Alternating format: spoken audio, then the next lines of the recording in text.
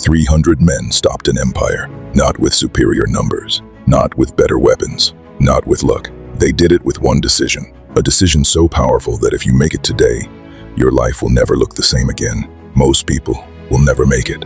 Most people will spend their entire lives retreating from discomfort, retreating from discipline, retreating from the future they say they want. But in 480 BC, 300 men stood in a narrow mountain pass and chose something different. By the end of this video, you'll understand exactly what they understood and why it may be the missing piece behind every goal you've failed to reach. Because this is not a story about war, it's a story about you. Now, let's go back to the beginning, back to the Persian Empire. By 480 BC, Persia was the most powerful empire the ancient world had ever seen. Cyrus the Great had built it. Darius had expanded it. And now Xerxes, the son of Darius, sat on the throne with a singular obsession to finish what his father had started, to cross into Greece, to conquer Athens, to bring the entire Greek world under Persian dominion. This was not a small military campaign. This was the full weight of an empire on the move. Historians estimate Xerxes marched with somewhere between 100,000 and 300,000 soldiers, a number so staggering that the ancient sources described the earth shaking under their feet. He had cavalry, he had archers, he had the immortals, his elite personal guard, 10,000 soldiers, so perfectly maintained that any man who fell in battle was instantly replaced, so that their number never changed and their name was never in doubt. 10,000 men whose sole purpose was devastation. The Greek city-states, meanwhile, were divided. They were always divided. Athens distrusted Sparta. Sparta distrusted everyone else. The smaller cities were already calculating whether surrender was more profitable than resistance. Some of them sent earth and water to Xerxes, the ancient symbol of submission, before a single Persian soldier had crossed into Europe. The Greek world was fracturing, and Xerxes knew it. He was counting on it. But one city did not send earth and water. One city sent a different message entirely. When Persian envoys arrived in Sparta demanding submission, Leonidas had them thrown into a well. The message was not subtle. The message was absolute. We will not bend. We will not break. We will not surrender. What happened next is military genius wrapped in sacrifice. Leonidas understood something that most leaders miss entirely. You cannot win every battle on open ground against a superior force. Fighting Xerxes in a flat, open plain with the full Persian cavalry deployed would not be heroic. It would be rapid, meaningless death. But geography could change everything. And there was a pass in central Greece, a narrow coastal corridor between the mountains and the sea, called Thermopylae, the Hot Gates. In some places, this passage narrowed to barely 15 meters wide. On one side, a mountain cliff. On the other, the sea. In that narrow channel, the advantage of numbers became almost irrelevant. You cannot deploy 300,000 soldiers 15 meters at a time. You can only send what the terrain allows, and the terrain at Thermopylae allowed very little. Leonidas selected 300 Spartans, not because they were the strongest men in Greece, not because they were the most famous. He selected 300 men who all had living sons, heirs who would carry on their bloodlines, because these 300 men were not expected to return. He chose them because they would not retreat. That was the only qualification that mattered. Pay attention to what just happened, because this is the first principle. This is where strategy becomes philosophy. Leonidas did not select the largest army. He selected the right men for the right position. In a wide open field, 300 Spartans against 300,000 Persians would last perhaps an hour. In Thermopylae, those same 300 men held for 3 days, and those 3 days changed history. They bought Athens time to build its navy. They bought the Greek alliance time to organize. They turned what should have been an instant collapse into the foundation of Western civilization. 3 days, 300 men, the right position. Strength did not win that battle. Position did. Now listen carefully, because this is where the battlefield moves from ancient Greece into your living room, your office, your morning routine, your daily decisions. In life, your environment is your battlefield. The terrain of your daily existence, the people around you, the apps on your phone, the structure of your mornings, the layout of your evenings. This is your Thermopylae. And most people are trying to fight on open ground. They are trying to exercise willpower against an unlimited army of distractions with no terrain advantage whatsoever. They leave the phone on the nightstand and expect motivation to defeat it. They keep the refrigerator stocked with everything they are trying to avoid and expect discipline to win. They surround themselves with people who reinforce mediocrity and expect ambition to survive. And then they wonder why they lose every single time. They are losing because they are fighting on the wrong ground. They surrendered terrain advantage before the battle began. Leonidas did not trust his soldiers' feelings on the day of battle. He trusted his strategy. He positioned them where their strength would be maximized and the enemy's strength neutralized. That is what elite people do. They design their environment before the war begins, not during it. Control your terrain. That is command number 1. Your workspace should eliminate distraction, not test your resistance to it. Your phone should be across the room during deep work, not sitting beside you while you depend on willpower to ignore it. Your mornings should be structured like a military formation, each action following the next with precision, because a morning without structure is an open plain, and the forces of comfort and delay will overrun you before breakfast. But let's go deeper, because understanding Thermopylae without understanding Spartan training is like watching the final chapter of a book and thinking you understand the whole story. The Spartan soldier did not become what he was on the day he chose to fight. He became what he was through 15 years of relentless, systematic formation called the agoge. It began at age 7. Boys were taken from their families and placed into military training cohorts. They were taught to endure hunger deliberately, because the ability to function while hungry was a weapon. They were taught to sleep on hard ground, not because comfort was forbidden as luxury, but because the soldier who needed comfort to function was already compromised before the enemy arrived. They ran barefoot through mountains in winter. They were trained to move in formation, to feel the shoulder of the man beside them not as comfort, but as tactical necessity, because the phalanx, the Spartan shield wall, only worked if every man held his position. One man breaks, and the formation collapses. One gap, and the enemy pours through. They were not taught to be heroes. They were taught to be formation. Individual heroics were considered dangerous in Spartan doctrine, because the soldier who broke ranks to chase glory left a hole in the wall. Discipline was not about feeling brave. Discipline was about executing your position regardless of what you felt. They were not brave because they felt strong. They were brave because discipline had replaced the need to feel strong. Read that again. Let it land. Most people are waiting to feel ready, waiting to feel motivated, waiting for the emotional state that makes the hard thing feel possible. But the Spartan system did not produce men who felt brave. It produced men who executed whether they felt brave or not. The feeling became irrelevant. The action became automatic. Because they had done it 10,000 times before the battle, they could do it in the battle. Because they had held position in training when every muscle screamed retreat, they could hold position at Thermopylae when every instinct screamed survival. That is what discipline actually is. Not a feeling, not a mood, not something you summon on a good day.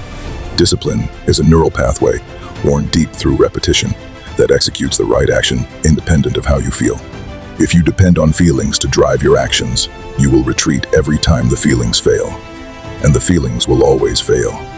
Motivation is weather. Discipline is geography. The terrain does not change because it rained last night.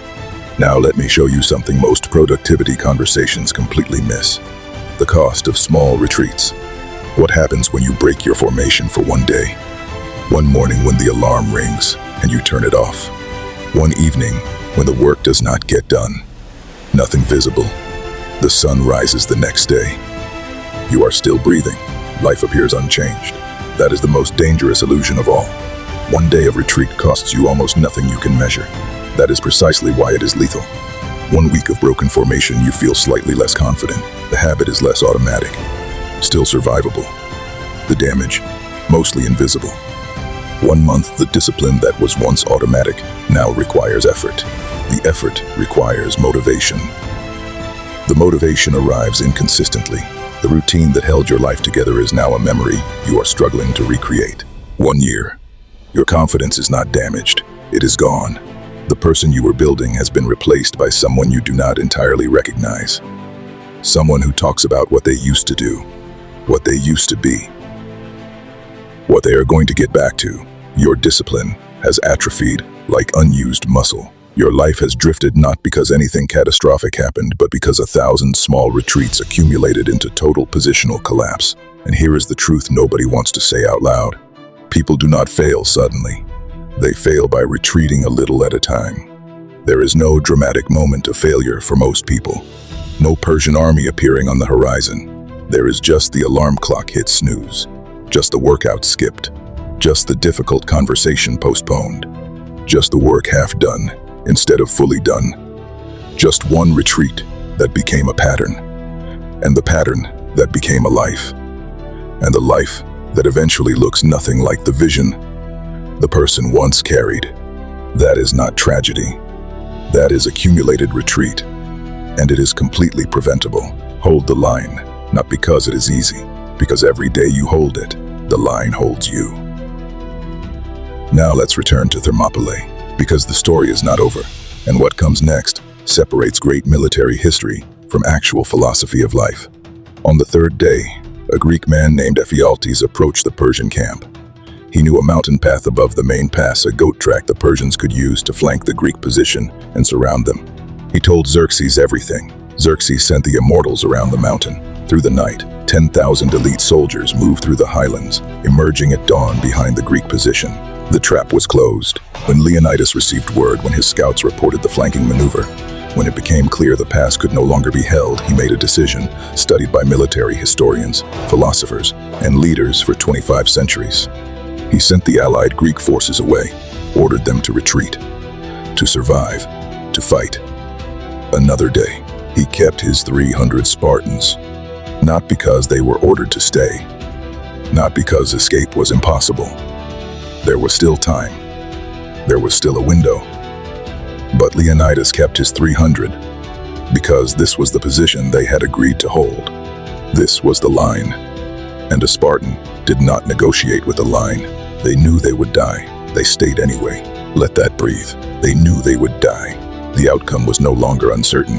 The math was no longer debatable. Surrounded, outnumbered, outmaneuvered, they stood in formation with shields locked, spears forward, and held their position until the last one fell. That is not emotion. That is not the flinching, spontaneous courage of a single moment. That is something colder and more powerful than emotion. That is the complete internal removal of the retreat option. That is commitment that has burned its own escape routes. And here is the life principle most people will not accept because it is too uncomfortable. Most people keep an escape plan hidden inside everything they commit to. They decide to get in shape but keep the escape plan called unless it gets too hard. They decide to build a business but keep the escape plan called unless I don't see results in 3 months. They decide to change their life but keep the escape plan called I'll try this and see. The escape plan feels responsible. It feels mature. It feels like wisdom. But here is what the escape plan actually is. The escape plan is the betrayal of your own position. The escape plan is Ephialtes. Every time you sit down to do the work with unless hiding in the back of your mind, you have already told the Persians about the mountain path. You have given the enemy a route around your formation. Because when the work gets hard, and it will get hard, the unless is waiting. The escape plan is ready. And comfort, which has been waiting with enormous patience, knows exactly where the back path is. As long as retreat exists as an option, discipline is negotiable. And negotiable discipline is not discipline. It is aspiration, dressed in discipline's clothes. The Spartans did not negotiate. Not at Thermopylae. Not ever. Retreat was not a concept they carried into battle, because the Agoge had spent 15 years removing it. By the time Thermopylae arrived, there was nothing to decide. The decision had already been made, repeatedly, for years. That is what you are being called to, not a single dramatic moment of commitment. A daily, repeated, quiet removal of the retreat option. Every morning you hold the line, you are training for your Thermopylae. Every time you do the hard thing when the easy thing is available, you are strengthening the formation.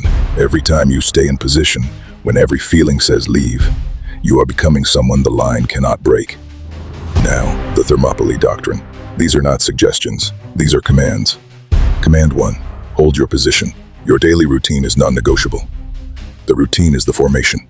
It exists independently of how you feel about it on any given morning. The alarm rings, you rise. The work is scheduled, you do it. The hard thing is next, you go toward it. Position first. Feelings are secondary intelligence. Consult it after the action, never before it. Command 2, control your terrain. Your environment is not a backdrop to your discipline. It is the terrain on which your discipline will either succeed or fail. Audit your environment right now. What is in your physical space that serves the enemy? What is in your digital space that gives comfort and distraction a direct path to your attention? Remove it. Redesign the terrain. Make the hard thing the easiest thing to reach, and the easy thing the most difficult to access. Environment design is not cheating, it is strategy. Leonidas chose Thermopylae for a reason. Command 3. Strengthen your shield. In the Spartan phalanx, your shield protected not only you, but the soldier to your left. The habits you build are your shield. Sleep is a shield. Physical training is a shield. Deep work without interruption is a shield. When these habits are strong and consistent, the formation holds. When they erode, the first gap appears, and gaps invite catastrophe. You do not strengthen a shield in battle. You strengthen it every day before battle, so that when the pressure comes, the shield is already capable. Command 4. Remove the retreat options. Burn the escape plans. Tell people your commitments out loud. Pay for the thing in advance. Create accountability structures that make retreating costly. Start before you feel ready, because starting creates a position worth defending. The moment you step into the pass, you are committed to the pass. Don't stand at the entrance debating. Take the position. Command 5. Execute daily, regardless of feelings. Feelings are the loudest voice in the morning, but feelings are weather, and you are geography. You do not cancel the mission because it rained last night. Some days you will do the work with energy and clarity. Do the work. Some days you will do the work exhausted, frustrated, uncertain whether any of it is worth it. Do the work. The consistency is the discipline. The discipline is the formation. The formation is the line, and the line must hold. Command 6. Never miss twice. You will miss. There will be a morning the formation breaks. That is human. That is not the end. But you never, under any circumstances, miss twice in a row. 1 miss is an error. 2 misses is the beginning of a pattern. 3 misses is a new identity. The moment you miss once, the only priority is returning to position immediately. Not next week. Tomorrow. Tomorrow you hold the line. The fastest way to recover from a retreat is to stop retreating, not gradually. Immediately. These 6 commands are not a productivity system. They are a doctrine. Doctrines do not change based on conditions. They govern conditions. Implement these 6 commands with the seriousness they deserve, not as interesting ideas you heard in a video, but as operational orders you execute daily, and your life will change in ways you cannot currently imagine, because changed lives are not built on inspiration. They are built on the relentless, repeated, formation-maintaining execution of non-negotiable commitments over time. Now, identity. Because this is the place most people never reach, and it is the place that determines everything. Most people are searching for motivation to improve their lives. Motivation is a search. It says, I am looking for a reason to move. And motivation has its place, but motivation is always reactive. It rises when things go well, and collapses when things get hard. And things will always get hard. Commanders do not look for motivation. Commanders hold the line. There is a difference between a person trying to improve their life and a person defending their position. Trying implies fundamental uncertainty about whether it will work. Defending implies the position is already occupied, and the only question is how to hold it. The shift from, I am trying to build a better life, to, I am defending the life I have decided to live, changes everything about how you respond to pressure. When motivation fails, and it will, the person trying to improve has no fallback. The feeling is gone, and the action follows the feeling into absence. But when the defender loses motivation, because defenders have bad days too, the doctrine remains. The formation is still there. The commands are still operational. And the line holds not because you feel like holding it, but because holding it is who you are. You are not trying to improve your life. You are defending your position against comfort, distraction, weakness, and the accumulated weight of every day that tried to push you toward retreat. Life is not a self-help project. Life is Thermopylae, and you are in the pass. The mountains are on your left. The sea is on your right. The army is coming. Right now, as you hear these words, your formation is under pressure. The alarm will ring tomorrow morning. The work is waiting. The hard thing is sitting there, patient, certain that you will eventually choose comfort over it. One decision determines everything. Not 10 decisions, not a resolution, not a complete overhaul starting Monday. One decision, made right now, with the weight of everything you want your life to become, pressing down on it. Hold the line. Today you wake up when you said you would, not when it feels right, not when motivation arrives. When you said you would because your word to yourself is the first formation. Today you do the hard thing first, before the easy things, before the comfortable things, before the distractions set up their flanking maneuver. Today, you stay in formation. You do not break ranks for shortcuts. You do not abandon the plan because the plan is difficult. Today you execute. Not perfectly, not without struggle, but you execute. Today you do not retreat. Because the story of Thermopylae did not end with the death of 300 Spartans. It ended with the liberation of Greece. It ended with the Battle of Salamis, where the Greek navy bought time by those 300 men destroyed the Persian fleet. It ended with Plataea, where the Persian army was defeated on Greek soil. It ended with Western civilization surviving, democracy surviving, philosophy surviving, the entire intellectual inheritance of the ancient Greek world surviving because 300 men refused to retreat from a narrow mountain pass. The sacrifice held the line. The line held the world. Your discipline is not a personal project. Your formation is not just about you. The person you are becoming through daily, relentless, non-negotiable discipline will touch other people in ways you cannot predict. Your children, watching how you respond to pressure. Your community, shaped by whether you held your line or surrendered to comfort. The ripple from Thermopylae traveled 25 centuries and is still moving. The ripple from your discipline will travel further than you know. So I am telling you, with everything this story carries, with all 25 centuries of what those 300 men built, with 3 days of refusal, that you are capable of this. Not a perfect version, not a fearless, effortless version, the real version, the version where it is hard and you do it anyway, the version where you do not feel like it and you go anyway, the version where retreat is possible and you choose position. Come back to this every single day, not once a week, every day, because Thermopylae was not won in one dramatic moment. It was won in 3 days of repeated, formation-holding, line-defending commitment. Your battle is won the same way, one day at a time, one morning at a time, one decision at a time. And the decisions compound, and the formation strengthens, and the line becomes harder and harder to break, until one day you realize that the person who used to retreat, the person who negotiated with the alarm clock, who postponed the hard thing, who kept the escape plan warm, that person is gone. And in their place is someone who holds the line. You do not win life by attacking harder. You win by refusing to retreat. Hold the line.